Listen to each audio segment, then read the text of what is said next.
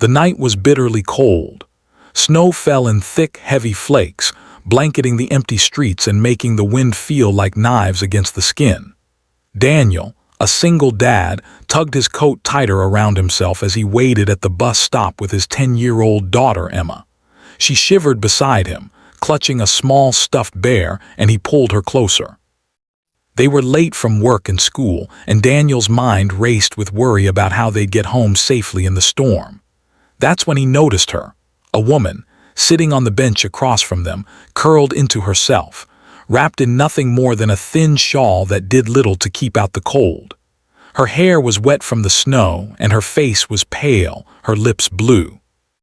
"Daddy, she looks cold," Emma whispered, her small hands reaching out as if she could magically warm the woman. Daniel's chest tightened. He knew how hard it was to be cold, hungry, and alone. Without thinking twice, he shrugged off his own coat and stepped forward. "Here," he said gently, holding the coat toward her. "Take it. You need it more than I do." The woman looked up, startled. Her eyes were dark and weary, filled with exhaustion. But beneath it there was something else, something calculating, cautious, almost like she wasn't used to kindness. I can't," she stammered, trying to refuse. "Please," Daniel insisted. "It's freezing. You can't stay like this." Finally, she hesitated, then slowly took the coat, draping it over her shoulders. Daniel helped adjust it so it fit snugly. She exhaled a shivering breath, and for the first time, her body seemed to relax slightly. "Thank you," she whispered, her voice soft, almost a sigh of relief.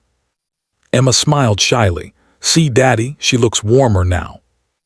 Daniel nodded, smiling at his daughter, then turned to prepare for the bus. But as he did, he couldn't shake the feeling that there was something unusual about the woman. He had helped homeless people before, but there was a presence about her, a quiet confidence beneath the exhaustion.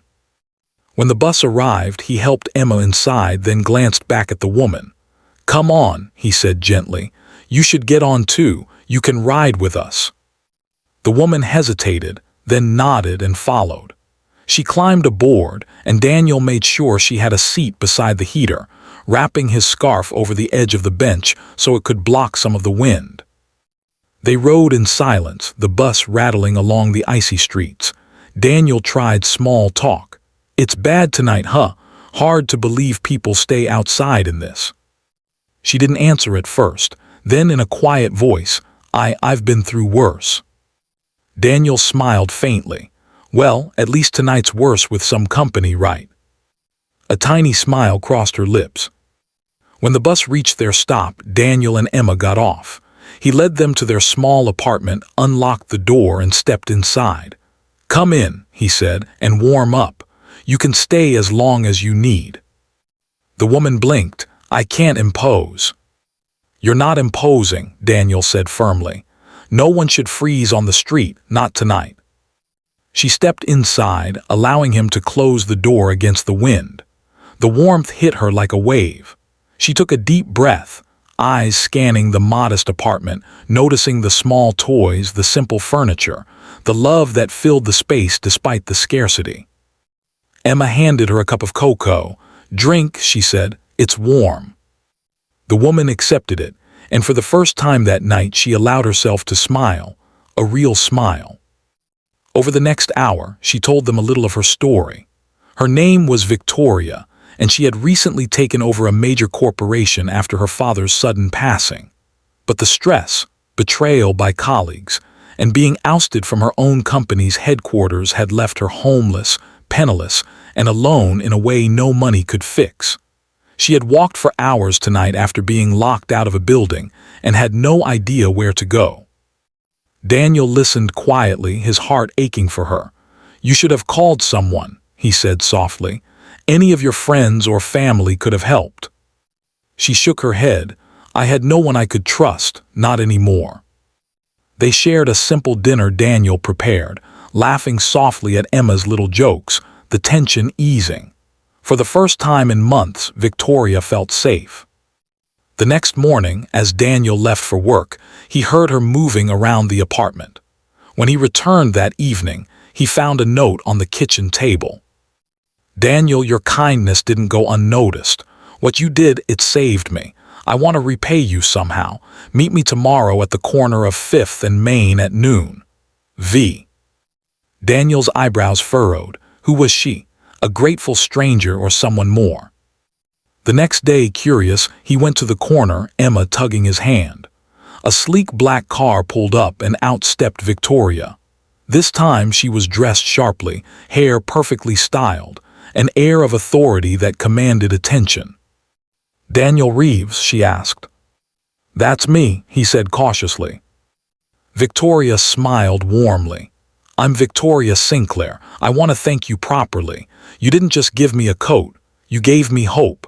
You saved me from a night I might not have survived.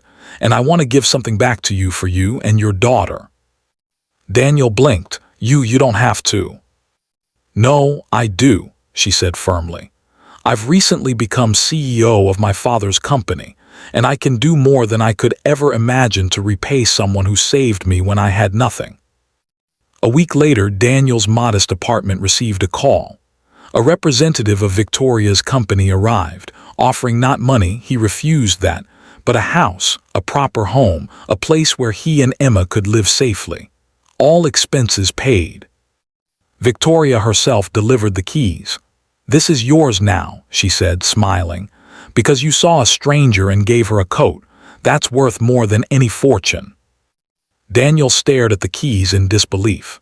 Emma ran through the new house, exploring every room, laughing and squealing with delight. Victoria watched them, her eyes glistening. "This is only the beginning," she whispered to herself. "Kindness always returns in ways we never imagine."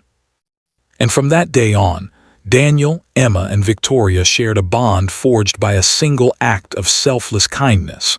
A bond that would never break. A reminder that even in the coldest nights, the warmth of the human heart could create miracles.